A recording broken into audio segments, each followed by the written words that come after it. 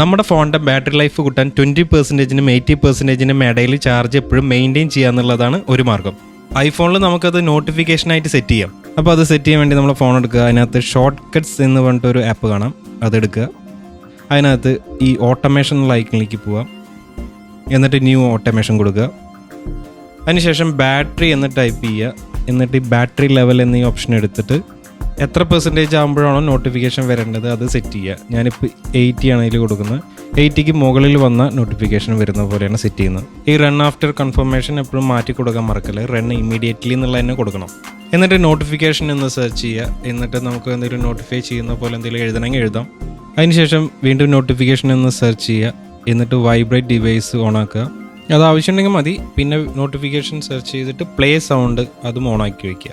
പിന്നെ പല നോട്ടിഫിക്കേഷൻസ് വരുന്നതുകൊണ്ട് തന്നെ ചിലപ്പോൾ നമ്മൾ ശ്രദ്ധിക്കണമെന്നില്ല. അപ്പോൾ സിറീനെ കൊണ്ട് പറയിക്കണമെങ്കിൽ അങ്ങനെ ചെയ്യാം. അപ്പോൾ അതിന് സ്പീക്ക് എന്ന് ടൈപ്പ് ചെയ്തിട്ട് എന്താണോ പറയേണ്ടത് ആ കണ്ടന്റ് ഇവിടെ ടൈപ്പ് ചെയ്യാം. ഞാനിവിടെ your phone battery is charged up to 80%.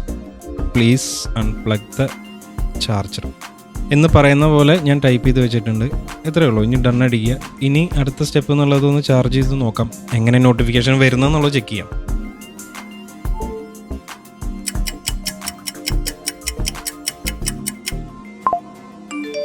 Okay, notification വന്നിട്ടുണ്ട്. Your phone battery is charged up to 80%. Please unplug the charge. Okay, ചെറിയ ഡിലേ ഉണ്ട്. അപ്പോൾ ഇങ്ങനെയാണ് നോട്ടിഫിക്കേഷൻ വരിക. നമുക്ക് ഈ വോയിസ് വേണമെങ്കിൽ മാറ്റണമെങ്കിൽ മാറ്റാം സിരിയുടെ. അപ്പോൾ വീഡിയോ ഇഷ്ടപ്പെട്ടെങ്കിൽ ലൈക്ക് ചെയ്യുക, ഷെയർ ചെയ്യുക, സബ്സ്ക്രൈബ് ചെയ്യുക.